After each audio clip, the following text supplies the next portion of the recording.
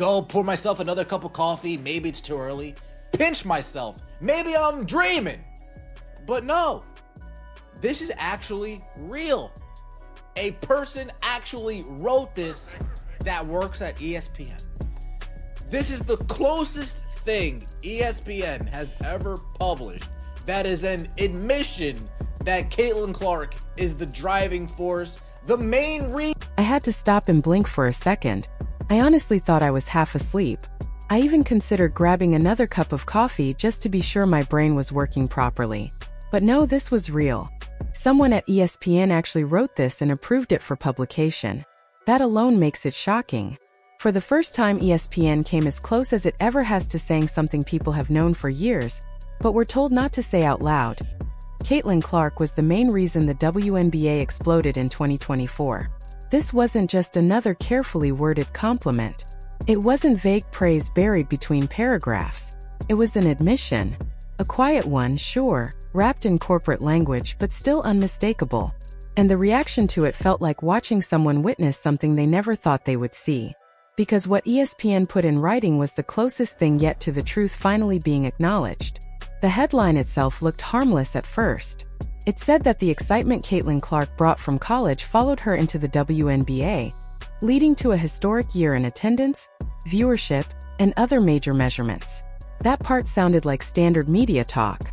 But then came the sentence that changed everything. ESPN wrote that Clark was the driving force behind the sport's rise in popularity. Not one of several contributors. Not a shared factor. The driving force. Those three words matter more than people realize. For years, the network avoided saying anything like that. From the moment Clark entered the public spotlight, there was an effort to spread credit evenly, sometimes unnaturally so.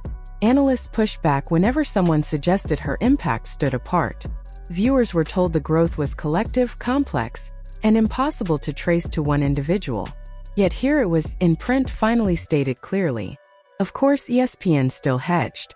Right after that sentence, they mentioned other college stars like Angel Reese and Paige Buchers, saying those players also brought large followings. That wasn't surprising. Felt required, like checking a box. The network rarely credits Clark without immediately pivoting to others.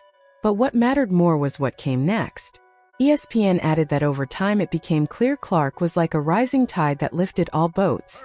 That phrase says far more than it tries to hide. It doesn't suggest equal contribution. Says one presence raised everything around it. That's not shared success. That's influence on a massive scale. The strange thing is that it took 2.5 years for this to be admitted. Fans didn't need convincing. The numbers have been visible the entire time. People have been pointing to them again and again, while commentators danced around them.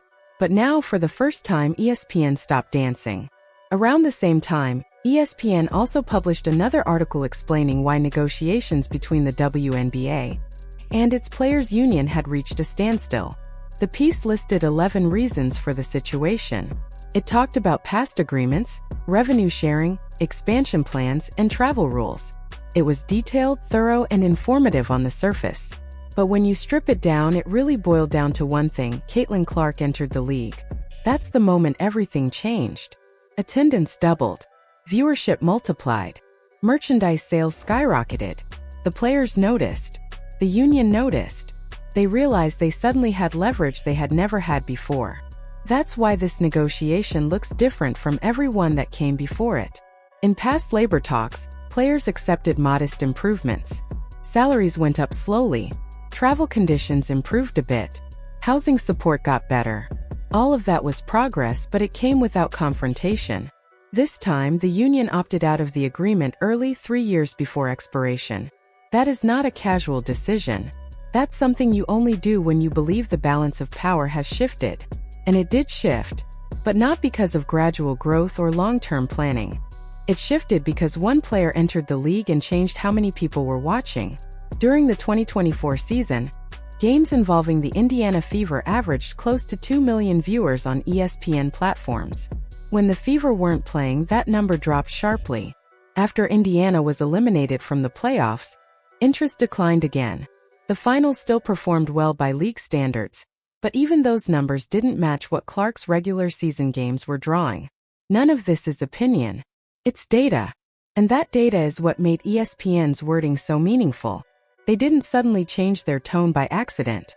They changed it because denying reality had become harder than acknowledging it. This also explains why articles like the one from USA Today keep appearing. The headline asked a simple question: is Caitlin Clark playing in Unrivaled? The answer is no. Unrivaled had already started. Clark had already declined. She was recovering from a demanding rookie year and choosing rest, which makes complete sense for any professional athlete. So why publish the article at all?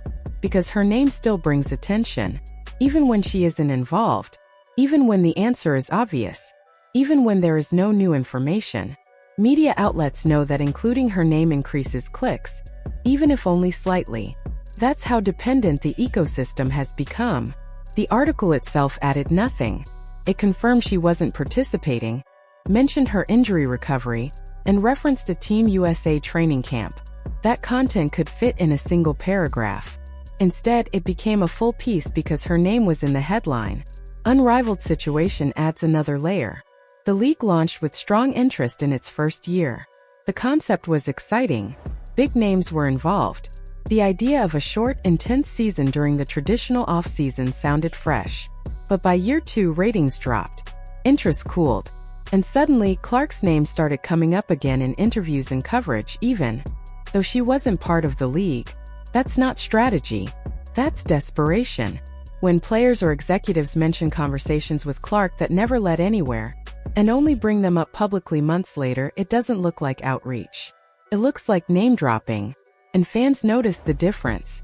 The bigger issue here isn't whether Clark plays in Unrivaled. She likely never will, and that's fine. The real issue is what her absence reveals. The league, the media, and even related ventures struggle to generate sustained attention without attaching themselves to her presence.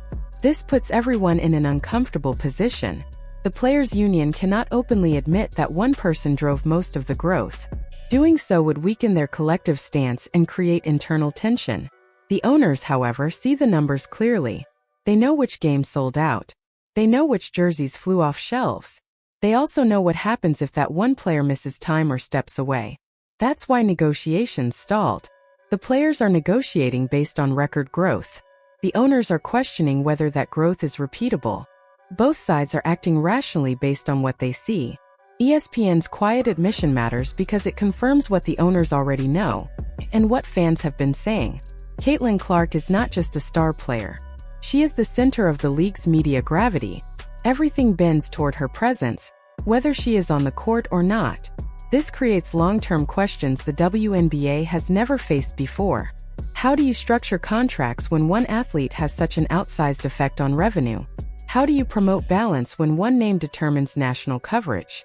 How do you plan for the future when so much depends on a single career staying healthy and relevant?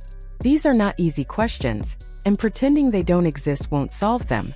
ESPN's wording suggests the league may finally be ready to confront reality instead of avoiding it.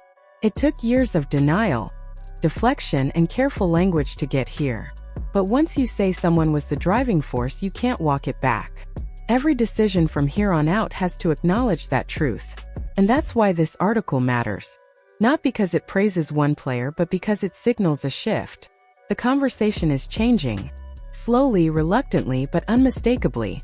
Whether the league handles that shift wisely will determine what comes next.